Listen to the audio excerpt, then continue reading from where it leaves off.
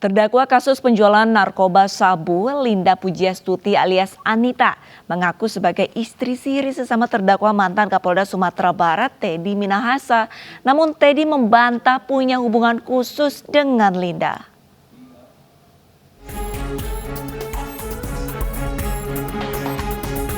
Pengadilan Negeri Jakarta Barat kembali menggelar persidangan lanjutan 6 terdakwa kasus tindak pidana narkoba yang dikendalikan Irjen Teddy Minahasa. Dalam sidang lanjutan ini, terdakwa Linda Pujiastuti mengaku sebagai istri siri dari Teddy Minahasa dan ikut dalam misi penangkapan peredaran narkoba di Laut Cina Selatan. Hal itu diungkap Linda saat menanggapi kesaksian Teddy sebagai saksi mahkota yang menjeratnya. Saya itu istri sirinya, Pak Teddy Minahasa. Dia tidak mengakui. Terima kasih. Sementara itu, Irjen Teddy Minahasa membantah memiliki hubungan spesial dengan Linda. Teddy menyebut isu tersebut adalah konspirasi. Saya bantah semua itu bohong. Artinya tetap dalam keterangan tadi? Tetap. Oke, misalnya ya, ini tetap juga dalam keterangan. Tetap yang mulia. Terima kasih. Tapi mau izin tidak lebih dari 2 menit. Kalau saudari Linda mengaku istri saya, ini pertanyaannya bisa panjang. Simpelnya adalah, kok suaminya diseret dalam kasus ini? Oke, sudah. Terima kasih. Ada 2, tidak. Dalam kasus ini, total 11 orang diduga terlibat dalam peredaran narkotika. Teddy dan Linda didakwa bersama-sama menjual sabu yang merupakan barang bukti pengungkapan kasus.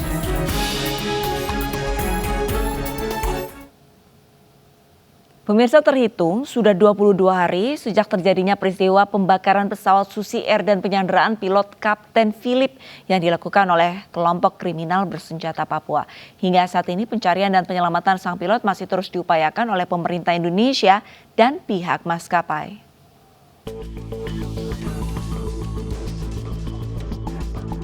Pilot pesawat Susi Air Kapten Philip Mark Martens hingga kini masih disandera oleh Tentara Pembebasan Nasional Papua Barat Organisasi Papua Merdeka. Penyanderaan ini terjadi usai kelompok kriminal bersenjata tersebut membakar pesawat Susi Air yang mendarat di Bandara Paro Nduga, Papua. Founder maskapai Susi Air, Susi Pujiastuti, menepis rumor yang mengatakan bahwa pilot tersebut terafiliasi pada OPM.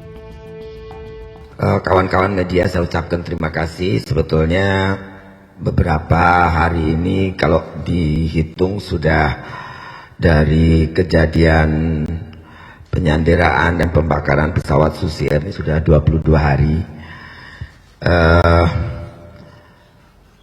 Kita semua prihatin, berduka, dan kita tetap berharap dan berdoa bahwa akhirnya pilot kita, saudara Phil Mertens, Kapten Phil Mertens ini bisa dibebaskan. Untuk meminimalisir tragedi serupa, pihak maskapai sudah meminta surat jaminan pengamanan kepada pemerintah apabila terbang ke wilayah beresiko keamanan tinggi. Susi Air juga akan mengurangi jumlah penerbangan ke Papua untuk mencegah potensi gangguan keamanan pada awak pesawatnya. Dari Jakarta, Giselia Nurahma, Rizky Julianto, iNews melaporkan.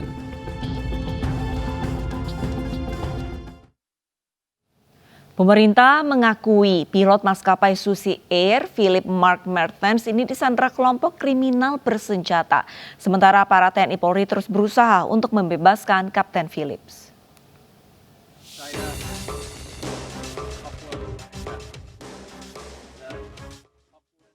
Dalam rekaman video ini, pilot Susi Air Philip Mark Martens dijadikan sandra oleh kelompok KKB. Pria asing tersebut mengatakan bahwa dirinya ditangkap oleh kelompok KKB.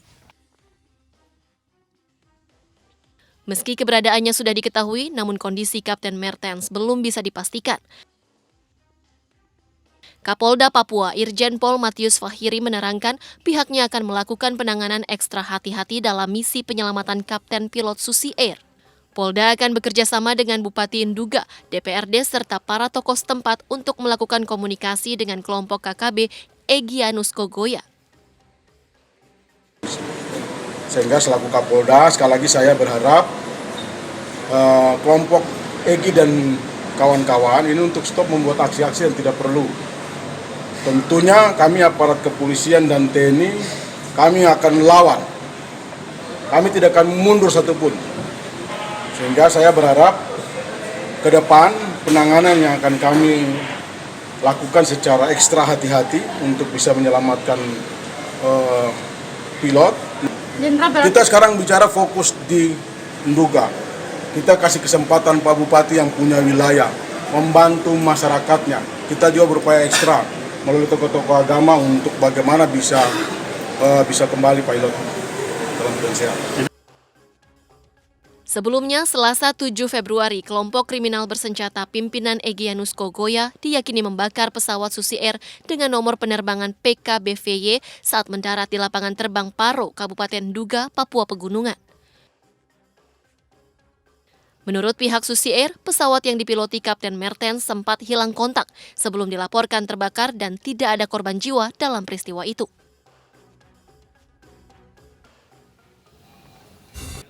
Logistik untuk World Superbike 2023 Mandalika telah tiba di Bandara Lombok. Balap motor bergengsi kelas dunia itu akan dimulai Jumat mendatang. Sebanyak 104,6 ton logistik untuk ajang World Superbike 2023 telah tiba di Bandara Lombok, Nusa Tenggara Barat dan dibawa ke sirkuit Mandalika setelah pemeriksaan. Logistik berisi dari mulai motor, spare part, hingga kelengkapan balap lainnya. Selain peralatan balap, kru, rider, dan tim ofisial juga telah tiba di Lombok menggunakan pesawat komersial.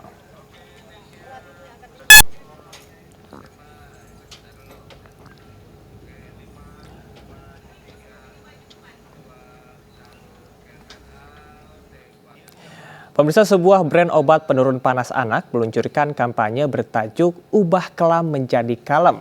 Melalui kampanye ini diharapkan bisa memberikan dukungan dan juga edukasi kepada para ibu agar bisa mengatasi kekhawatiran sang buah hati ketika jatuh sakit.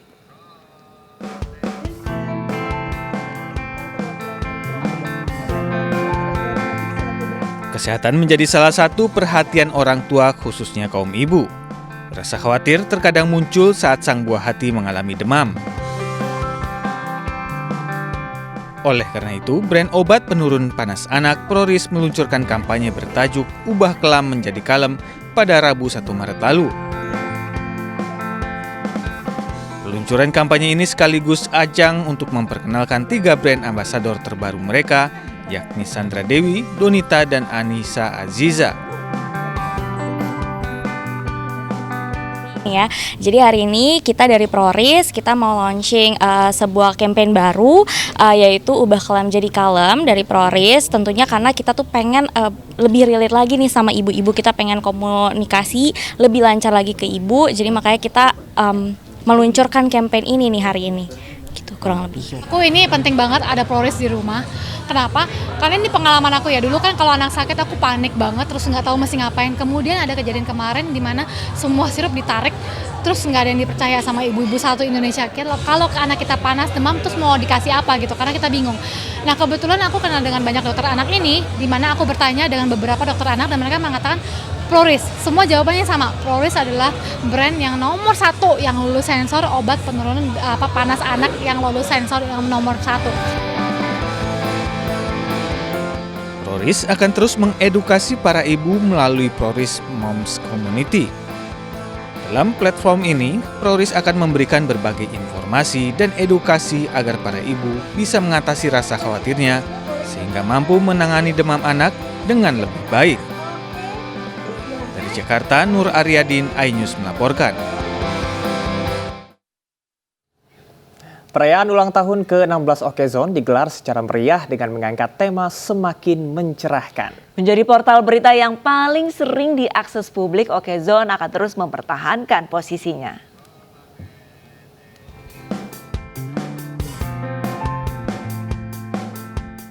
Tepat hari ini 1 Maret, Okezon.com menginjak usia 16 tahun. Perayaan ulang tahun ke-16 Okezon digelar dengan mengangkat tema Semakin Mencerahkan. Acara ini diawali dengan cuplikan ucapan selamat ulang tahun kepada Okezon dari sejumlah tokoh seperti Wakil Presiden Maruf Amin, Kapolri Jenderal Listio Sigit Prabowo, para menteri hingga artis. Pertama, kita harus mempertahankan posisi Okezon sebagai portal berita yang paling banyak diakses oleh publik. tahun 2023 dan 2024 adalah tahun yang sangat sensitif bagi publik karena merupakan tahun politik, sehingga dibutuhkan kehadiran Okezone agar bisa menjadi referensi. Kami berharap di usianya yang ke-16 ini, Okezone bisa mengukuhkan menjadi portal yang betul-betul mengembangkan konten-konten yang positif, berbaik bagi publik, dan juga selalu menjadi referensi dari masyarakat luas.